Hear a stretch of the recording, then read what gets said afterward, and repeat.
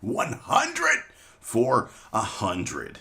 Podcast where I take 100 movies that I think you listening should watch at least once in your movie watching career. If you're new to watching films, this is the target audience for those new to watching movies. And I rank them for you from 100 to 1 in hopes that the internet would love me. And each one of them gets a 100-word review. That's how you get the name for this show. And it also gets the podcast that you are currently listening to, unless you are somehow listening to two podcasts. Which, how are you doing that? Yesterday, you talked about number 16, Interstellar. We were all up in that space sci-fi. Chris Nolan, the god, doing what he does best, making a compelling film. We're keeping it in the science fiction world, but we're back on the ground with today's number 15, The Matrix. 1999, directed by the Wachowskis, as they are now called. Let's get into this 100-word review, shall we? What the Wachowskis accomplished with this ambitious story of unreality is nothing short of mind-boggling. Keanu Reeves stars in this dystopian science fiction film centering on themes of religion, philosophy, and choice. While the film falls short on its attempt at a romance between Neo and Trinity, every other aspect fires on all cylinders.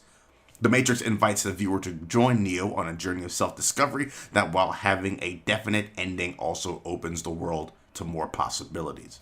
Praise needs to be given to cinematographer Bill Pope for making this film visually as stunning as the story. Boom. This is my personal number one favorite movie of all time. Look at it. It's number what? Was it 15?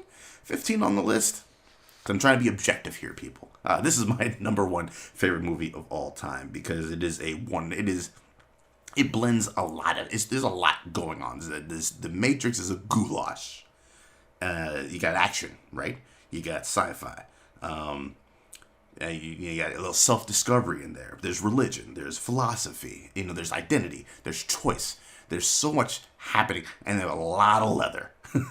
There's so much happening, so many ingredients in this stew that it would have been so easy to make this fall flat on its face, or lean too heavy in one and not do enough service to the other. Like I said, there is the attempt at a romance story in there that just has to take a backseat because there's so much other stuff that needed to be more prevalent in this film.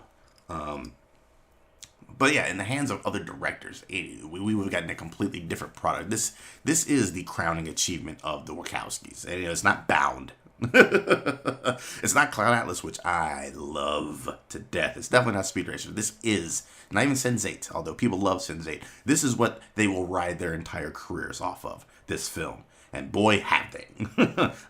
Keanu Reeves is perfect for this role because you look in the movie, Neo has no idea what's going on. And a lot of the times in early Keanu Reeves movies, it looks like he has no idea what's going on. He's perfect for this. It was supposed to be Will Smith. I'm so glad. So glad. If it was Will Smith, this would have been a completely different project. It would not have been as good.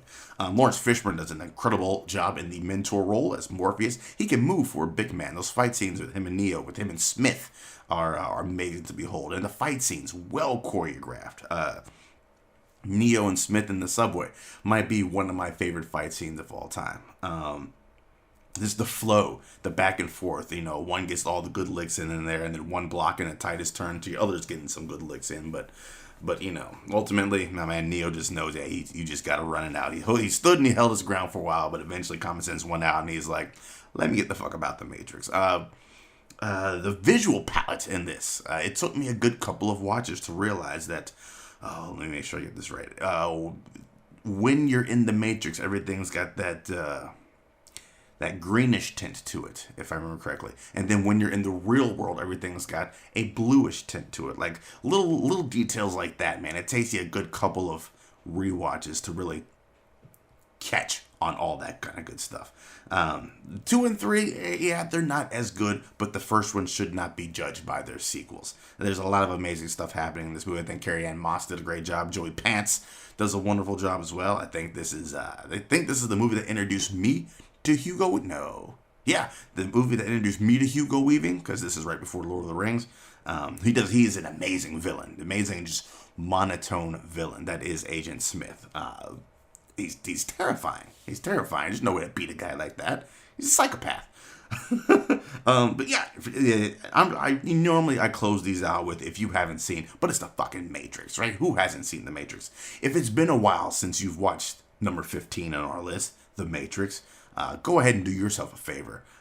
Cue up some popcorn, get yourself a drink, and sit down and just enjoy. Number 15 on the list, the Matrix.